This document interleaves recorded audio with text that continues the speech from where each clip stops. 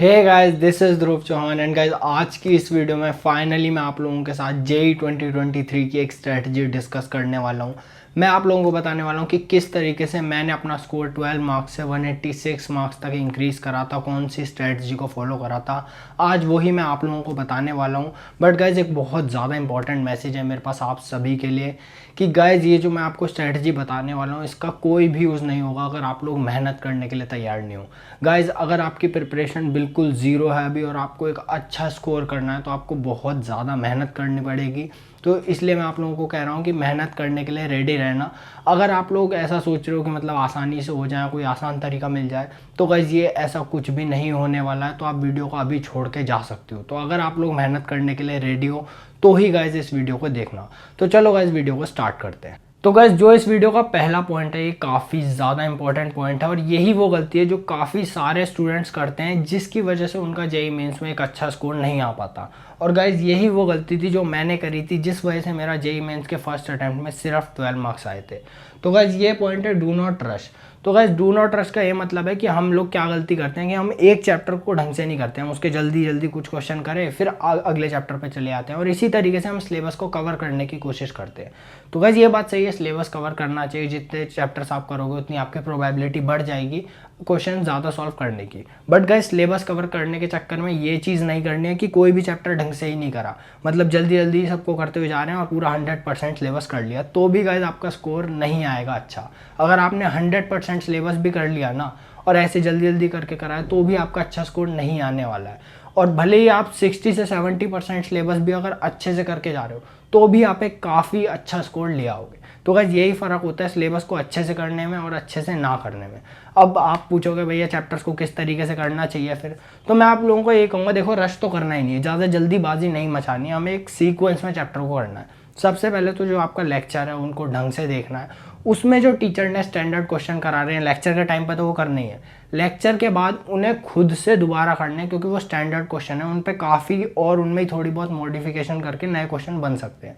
तो उन्हें ज़रूर ढंग से करना है और उनके बाद अलग से आपको 40 से 50 एटलीस्ट बता रहा हूँ, 40 से 50 एटलीस्ट आपको प्रीवियस ईयर क्वेश्चन करने हैं अपनी प्रैक्टिस करने के लिए, क्योंकि गाइज इससे कम पे आपकी अच्छे से प्रैक्टिस नहीं हो पाएगी उस चैप्टर की। तो अगर आप इतना कर लेते हो तो आपको वो चैप्टर एक ठीक ठाक लेवल पे हो जाएगा, उसके बाद आप अगले चैप्टर पे जा सकते हो। तो अगर आगे भी उसके कॉन्सेप्ट यूज होंगे तो वो आपको आता होगा। अब हाँ, कुछ हार्ड चैप्टर होते हैं रोटेशनल मोशन टाइप, तो उनमें आपको कुछ क्वेश्चन ज़्यादा भी करने पड़ सकते हैं और कुछ इजी चैप्टर हो सकते हैं आपके, जैसे कि मतलब हमारे वो होते हैं जेईई मेंस स्पेसिफिक टॉपिक, तो उनमें आप कम क्वेश्चन भी करोगे तो भी वो आपका हो जाएगा। तो पर मैंने आपको 40 से 50 जो एक्स्ट्रा क्वेश्चन बताए लेक्चर नोट्स के बाद, तो ये आपको मतलब एक मीडियम चैप्टर के लिए आप इतने कर लोगे तो आपका वो अच्छे से हो जाएगा। तो इस सीक्वेंस में ही चैप्टर्स को करना है, रश नहीं करना है कि मतलब जल्दी से अपने 10-12 क्वेश्चन कर दिए प्रीवियस ईयर और फिर लग रहा है हाँ ये तो हो जाएगा और फिर अगले चैप्टर पे चले गए। इससे गाइज आपका काफ़ी ज़्यादा नुकसान होने वाला है, मेन एग्जाम में एक भी क्वेश्चन नहीं होगा। तो गाइज इसलिए चैप्टर्स को ढंग से करना है, रश बिल्कुल नहीं करना है।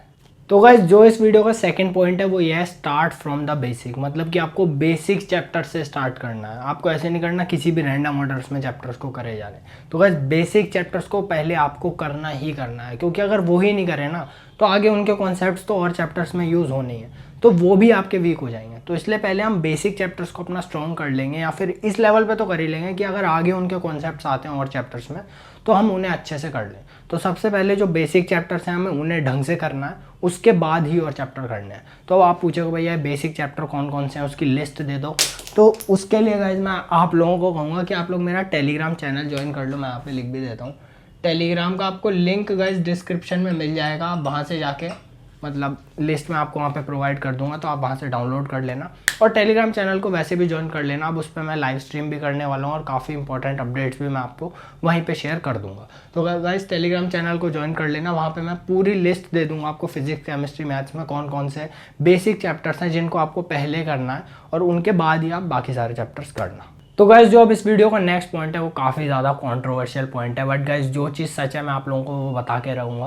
तो मैंने लिख रखा है गाइज यहाँ पे नो वन शॉट। तो गाइज आप लोगों को वन शॉट नहीं देखने हैं। अब इसका गाइज मैं आप लोगों को सीधा सा रीज़न यही दूंगा कि वन शॉट मेरे हिसाब से उन्हीं स्टूडेंट्स के लिए हैं जिनको पहले से किसी चैप्टर का आइडिया है या फिर उन्होंने वो चैप्टर पहले कर रखा है। तो उनका तो देखो अच्छे से रिविजन हो जाएगा, उसके बाद वो प्रैक्टिस कर लेंगे तो उनका वो चैप्टर ढंग से हो जाएगा। बट अगर कोई स्टूडेंट है जिसने वो चैप्टर पहले बिल्कुल छुआ भी नहीं है, बिल्कुल जीरो लेवल पे, अब वो सीधे वन शॉट करने लग जाएगा ना, तो उसे बस एक फॉल्स फीलिंग ऑफ सेटिस्फैक्शन मिल जाएगी कि हाँ मैंने ये चैप्टर कर लिया है, अब मैं अगले चैप्टर पे चला जाता हूँ।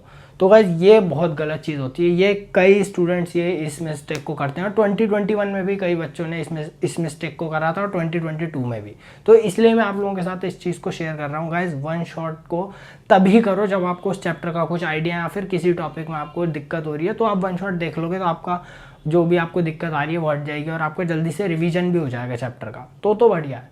बट गाइज अगर कोई बिल्कुल भी नहीं कर रखा ना, जीरो लेवल पे हो, तो वन शॉट आपके लिए काफ़ी बड़ी मतलब एक मिस्टेक हो जाएगी, क्योंकि आपका दिमाग में पैटर्न नहीं बनेगा क्वेश्चंस का। क्योंकि जब आप लेक्चर्स को करते हो ना ढंग से, तो आपको काफ़ी सारे स्टैंडर्ड क्वेश्चन कराए जाते हैं ताकि आपके दिमाग में पैटर्न बन जाए कि किन क्वेश्चंस को आपको किस तरीके से सॉल्व करना है। बाकी वन शॉट में भी वो कई स्टैंडर्ड क्वेश्चन कराते हैं, बट उनसे आपका पैटर्न नहीं बन पाया, क्योंकि टाइम बहुत कम होता है वन शॉट वीडियोस में, तो ज़्यादा क्वेश्चन वो नहीं करा पाते हैं। उसमें थ्योरी भी करानी है, क्वेश्चन भी कराने हैं।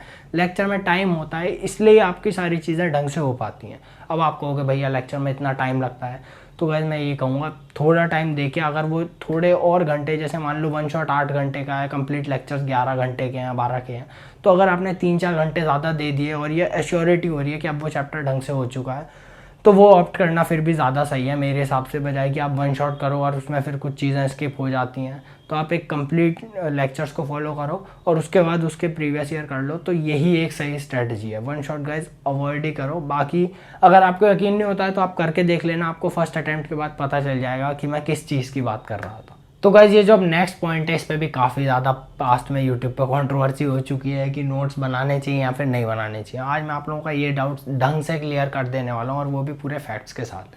तो गाइज देखो, पहली स्टेटमेंट है डोंट मेक नोट्स। तो ये मतलब अगर सिर्फ ये स्टेटमेंट है ना, तो ये पूरी तरीके से गलत है, क्योंकि कुछ सब्जेक्ट तो ऐसे हैं ही जिनके नोट्स आपको बनाने ही बनाने पड़ेंगे, जैसे कि इनऑर्गेनिक केमिस्ट्री और ऑर्गेनिक केमिस्ट्री।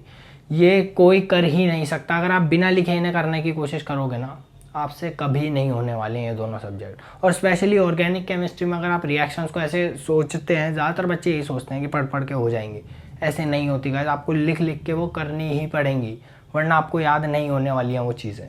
तो डोंट मेक नोट्स तो पूरी तरीके से एक बहुत ही बेकार स्टेटमेंट है। और मेक नोट्स गाइज, अब हम पे इतना टाइम नहीं है, 3 से 4 महीने ही है, इनमें हर सब्जेक्ट के आप पूरे ढंग से नोट्स नहीं बना सकते हो। तो आप लोगों को ऑनलाइन का सबसे बड़ा फ़ायदा यही होता है, और मैंने भी इस चीज़ का बहुत फ़ायदा उठाया था कि हमें प्रिंटेड नोट्स मिल जाते हैं। तो जब आपको प्रिंटेड नोट्स मिल रहे हैं, तो सबसे पहली बात यही है कि फ़िज़िक्स और मैथ्स, इसमें आपको नोट्स बनाने की ज़रूरत नहीं है। इसके लिए नोट्स बनाने की ज़रूरत नहीं है। ऐसा नहीं है कि हर सब्जेक्ट में नोट्स नहीं बनाने हैं। फिजिक्स और मैथ्स में अगर आप नोट्स नहीं बना रहे हो और लेक्चर को ढंग से सुन रहे हो, लेक्चर में जो टीचर क्वेश्चन करा रहे हैं उनको ढंग से कर रहे हो, तो ये इतना काफ़ी है आपका। या फिर नोट्स बनाने भी हैं, अगर आप उस टाइप के स्टूडेंट हो कि नहीं भैया मुझे तो लिख के ढंग से चीज़ें समझ में आती हैं, तो मतलब ऐसे मत करना कि बहुत सुंदर सुंदर नोट्स बनाए जा रहे हैं। क्योंकि मैंने अपने साथ भी कई स्टूडेंट देखे हैं इनका काफ़ी अच्छा जेईई मेंस जेईई एडवांस में काफ़ी अच्छी रैंक आई हुई है, तो वो ऐसे नहीं करते कि मतलब बहुत अच्छे अच्छे से नोट्स बना रहे हैं। वो मतलब काफ़ी वैसे नोट्स होते हैं, काफ़ी रफ टाइप, ताकि उन्हें ही समझ में आ पाते हैं वो। बाकी कोई नॉर्मल स्टूडेंट देखे उसे समझ में भी नहीं आएंगे क्या कर रखा है इसमें। बाकी लड़कियों के गाइस कभी कभार बहुत अच्छे भी नोट्स होते हैं, तो वो एक्सेप्शन इसमें मत जोड़ना। बाकी मैं यही कहूँगा कि अगर नोट्स बनाने भी हैं तो काफ़ी जल्दी जल्दी बनाना। मेन फोकस यही रखना कि आप लेक्चर को ढंग से समझ रहे हो और क्वेश्चन ढंग से कर रहे हो जो टीचर करा रहे हैं। ये चीज़ बहुत इंपॉर्टेंट है। और अभी मैं बात कर रहा हूँ सिर्फ फिजिक्स और मैथ्स की। इनमें अगर आप नोट्स नहीं भी बनाओगे, प्रिंटेड नोट्स जो आपको मिल रहे हैं उन्हें अच्छे से पढ़ लोगे और क्वेश्चंस अच्छे से अच्छे प्रैक्टिस करते जाओगे, तो ये दोनों सब्जेक्ट तो गाइस आपके अच्छे से हो जाएंगे। इनमें अगर नोट्स नहीं बना रहे हो तो काफ़ी अच्छे से आपका काम चल जाएगा। मतलब काम क्या चल जाएगा, मतलब बढ़िया से आपकी तैयारी हो जाएगी। बस प्रिंटेड नोट्स को अपने पास रखना, उनको प्रिंट करवा के रख लेना, उनसे रिवीजन करते रहना। तो फिज़िक्स और मैथ्स में मैं आपको रिकमेंड करूँगा कि आप नोट्स मत बनाना। बाकी अगर आप बनाना चाहते हो तो आप बना सकते हो, अगर आप पे टाइम आप बनाओ, बहुत सही है। मतलब अगर आपको लगता है कि आप उस तरीके से ढंग से कर सकते हो तो आप बना लेना। बाकी अब मेक नोट्स में, जैसे कि मैंने आपको कहा, आपको गाइस केमिस्ट्री में मेरे हिसाब से नोट्स बनाने चाहिए। केमिस्ट्री ऐसा सब्जेक्ट है इसमें आप लिख लिख के अगर चीज़ों को करोगे ना तो आपको काफ़ी अच्छे से वो याद रहने वाली हैं। और स्पेशली ऑर्गेनिक और इनऑर्गेनिक केमिस्ट्री में तो गाइस अगर आप चीज़ों को लिख लिख के याद करोगे ना तो आपको काफ़ी अच्छे से याद हो जाएंगे। मुझे याद है ऑर्गेनिक में मैं भी पहले ऐसे ही करता था कि मतलब पढ़ पढ़ के हो जाएंगे, बट गाइस वो नहीं होती हमें याद। जब आप लिख के करोगे ना तब आपके पूरे दिमाग में विजुअलाइज हो जाएगा, ये ऐसे हुआ था, ये रिएक्शन इस तरीके से, इसका ये मैकेनिज्म है, बहुत अच्छे से हो जाती है फिर चीज़ें। तो गाइस केमिस्ट्री में तो मैं हाईली रिकमेंड करूँगा, केमिस्ट्री में किसी की कोई बात मत सुनना कि नोट्स नहीं बनाने गाइस, केमिस्ट्री में नोट्स बना ही लेना, मस्ट है केमिस्ट्री में नोट्स ज़रूर बनाना। केमिस्ट्री में ये थोड़ा आलस मत करना कि मतलब नोट्स ना बनाऊँ काम चल जाएगा, फिजिक्स और मैथ में काम चल जाएगा अच्छे से, जब तक आप क्वेश्चन की प्रैक्टिस कर रहे हो और प्रिंटेड नोट्स हैं काम चल जाएगा। बट केमिस्ट्री में प्रिंटेड नोट्स से भी आपका काम नहीं चलेगा, आपको खुद से अपने नोट्स बनाने, तो केमिस्ट्री में गाइस नोट्स ज़रूर से बना लेना। तो गाइस जो नेक्स्ट पॉइंट है वो है शॉर्ट नोट्स। तो गाइस शॉर्ट नोट्स पे भी यूट्यूब पर कई लोगों ने बोल रखा है बिल्कुल मत बनाओ, बिल्कुल ज़रूरत नहीं है। तो गाइस बहुत ही बकवास पॉइंट है, बहुत वाहियात एडवाइस है, इसे बिल्कुल भी फॉलो मत कर लेना, क्योंकि गाइस शॉर्ट नोट्स बहुत ज़्यादा ज़रूरी होते हैं, और स्पेशली जेई मेंस जैसे एग्ज़ाम में जहाँ भी आपको फॉर्मूले काफ़ी ज़्यादा यूज़ होते हैं, तो गाइस शॉर्ट नोट्स वहाँ बहुत आपकी हेल्प करते हैं, और एक माइंड में आपकी मैपिंग हो जाती है टॉपिक्स की कि इस टॉपिक में ये चीज़ें ये हैं, और आपका काफ़ी जल्दी रिवीजन हो जाता है गाइस शॉर्ट नोट से। आप एक दिन में पूरा जेई का सिलेबस रिवाइज कर सकते हो अगर आपने शॉर्ट नोट्स बना रखे हैं। और गाइस आप किसी भी टॉपर का इंटरव्यू देख लो या किसी भी टीचर्स को भी अगर आप एडवाइस मांगोगे तो वो आपको यही कहेंगे कि शॉर्ट नोट्स बना लो, क्योंकि गाइस शॉर्ट नोट्स सही में इतनी ज़्यादा हेल्प करते हैं। मतलब आपका रिवीजन जो आप किसी चैप्टर को रिवाइज करोगे 3 से 4 घंटे लगा के, अगर आपने शॉर्ट नोट्स बना रखे हैं तो आप 10 से 15 मिनट मैक्सिमम इतने में उस चैप्टर का ईजिली रिवीजन कर लोगे। अब आप में से कई लोग बोलोगे कि भैया फुल नोट्स भी बनाऊँ, अब शॉर्ट नोट्स भी बनाऊँ, कितना सारा टाइम तो मैं नोट्स में ही वेस्ट कर रहा हूँ। तो गाइस शॉर्ट नोट्स ऐसे नहीं बनते। नोट्स तो चलो आपने वैसे बना लिए, शॉर्ट नोट्स आपके तब बनते हैं कि जब आपने एक बार नोट्स बना लिया और जब आप रिवीजन कर रहे हो उन नोट्स का, तब शॉर्ट नोट्स बनते हैं। तब जो आपको इंपॉर्टेंट फॉर्मूले दिख रहे हैं अपने नोट्स में, उन्हें बस अलग से लिखना ही है, और जो इंपॉर्टेंट पॉइंट है जो आप भूल गए हो उन्हें लिखना है। शॉर्ट नोट्स में ऐसे नहीं होता कि आप अब अलग से आपने नोट्स बनाया उसके बाद अलग से आपके शॉर्ट नोट्स बन रहे हैं। जब आप रिवीजन कर रहे हो उसी चैप्टर का, तब आप शॉर्ट नोट्स को बनाते हो। और शॉर्ट नोट्स में गाइस कोशिश यही करना कि 1 से 2 पेज में ही आप उन्हें मतलब वो कर दो पूरा समराइज, क्योंकि तभी आपको उनका मैक्सिमम बेनिफिट होगा। बट अगर किसी चैप्टर में आपको ज़्यादा भी लग रहा है तो टेंशन की कोई बात नहीं है, थोड़े ज़्यादा पेज भी ले लेना। बाकी मैंने भी अपने शॉर्ट नोट्स अपने टेलीग्राम चैनल पर डाल रखे हैं, तो आप वहाँ से उन्हें भी डाउनलोड करके देख सकते हो, उनसे रेफरेंस ले सकते हो कि आपके कितने चैप्टर हो, वो कौन कौन से टॉपिक आपने कर लिए, या फिर कोई टॉपिक आपका रह तो नहीं गया, या फिर शॉर्ट नोट्स किस तरीके से बनाने चाहिए। और या फिर अगर आपको रिवीजन भी करना है तो आप उनसे कर सकते हो। पर मैं आप लोगों को ये रिकमेंड करूँगा कि आप लोग अपने बनाओ, क्योंकि अपने जब हम कोई नोट्स वगैरह बनाते हैं ना, तो उनसे यार अटैचमेंट भी ज़्यादा होता है और ज़्यादा लर्निंग भी आपकी ज़्यादा होती है, क्योंकि आपने खुद उस चीज़ को बनाया, तो आपकी ज़्यादा लर्निंग उसी से होने वाली है।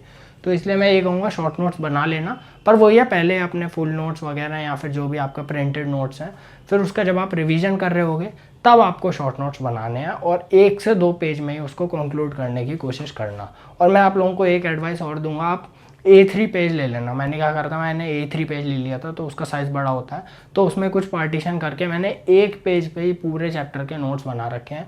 अगेन मैं आप लोगों को बता रहा हूँ कि मैंने टेलीग्राम चैनल पे डाल रखे हैं वो नोट्स, तो आप उन्हें डाउनलोड कर सकते हो, सारे फ्रीली अवेलेबल हैं, और उनसे भी अपना रिविज़न कर सकते हो। तो यहाँ पर मैं लिख देता हूँ, अगेन टेलीग्राम से आप डाउनलोड कर सकते हो, मैं उसका भी लिंक आपको डिस्क्रिप्शन में दे दूँगा।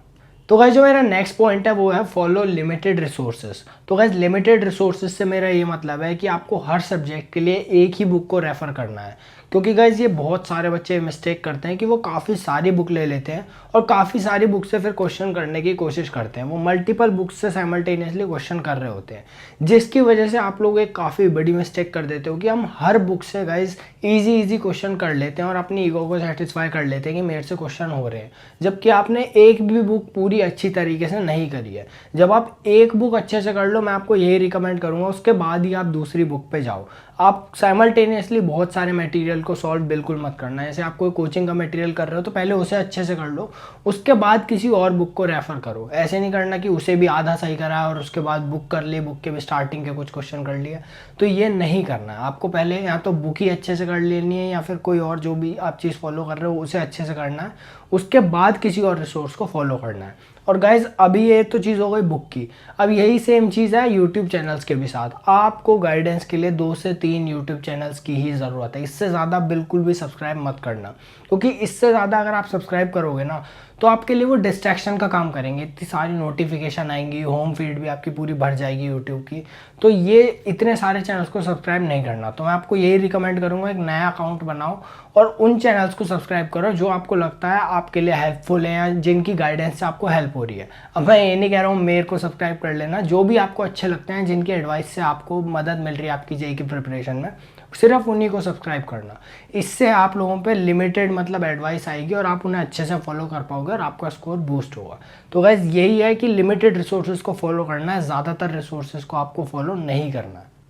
तो गाइज ये जो 7th पॉइंट है इस वीडियो को, काफ़ी ज़्यादा इंपॉर्टेंट है और ये है पेस्ट रिएक्शंस। तो गाइज आप लोगों को जो भी रिएक्शंस याद करने में दिक्कत हो रही है या फिर कोई भी चीज़ जो आपको लग रहा है कि आप याद नहीं कर पा रहे हो, आप उन्हें एक पेज पे लिख के अपनी वॉल पे पेस्ट कर सकते हो। मैंने ये चीज़ बहुत करी है, जो भी चीज़ें मुझे नहीं आती थी मैं उन्हें पेस्ट कर देता था। इससे फ़ायदा ये होता है, एक तो आपके आसपास पढ़ाई का माहौल बनता है और आपको जब दिख रहा है ना कोई चीज़ आपके सामने कि ये मुझे नहीं आती, तो आप कभी भी आते जाते हुए या फिर आप कभी अपने रूम में भी मतलब ऐसे गाने वाने भी सुन रहे हो तो आपकी नज़र पड़ जाएगी, तो आपको मतलब वो चीज़ ज़्यादा याद रहेगी। और आप एक और चीज़ कर सकते हो, सोने से पहले मतलब पूरी उन चीज़ों को जो भी आपने वॉल पे पेस्ट कर रखी है उन्हें देख सकते हो, तो उससे भी आपका काफ़ी जल्दी रिवीजन होगा, क्योंकि सारी चीज़ें आपको आपके सामने दिख रही हैं जिनको याद करने में आपको दिक्कत होती है।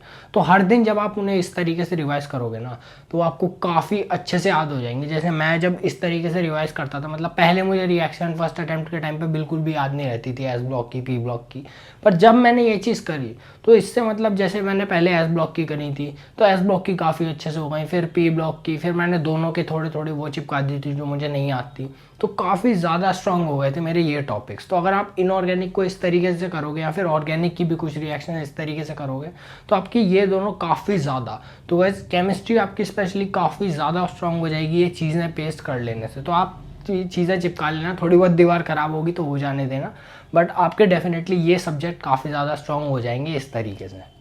तो गैस जो इस वीडियो का लास्ट पॉइंट है वो है ओवर थिंकिंग। और गैस सही में ये काफ़ी ज़्यादा एक ऐसा पॉइंट है जिसकी वजह से हम काफ़ी अपना टाइम वेस्ट कर रहे होते हैं। मतलब हम वैसे तो सबको लगता है हम पढ़ रहे हैं बट हम पढ़ नहीं रहे होते, और ये काफ़ी ज़्यादा मतलब हमारी प्रिपरेशन को अफेक्ट करता है।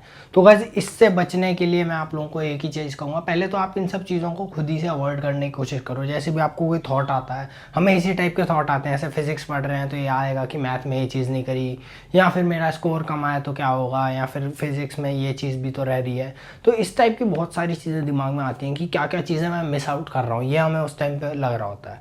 बट आप अपना माइंडसेट ऐसा बना लो कि अभी जो चीज़ें बच रही हैं वो ठीक है बच रही हैं, बट मेरे को अभी जो मैं कर रहा हूँ इसको बिल्कुल परफेक्ट तरीके से करना है। तो आप उसी चीज़ पर फोकस करने की कोशिश करना।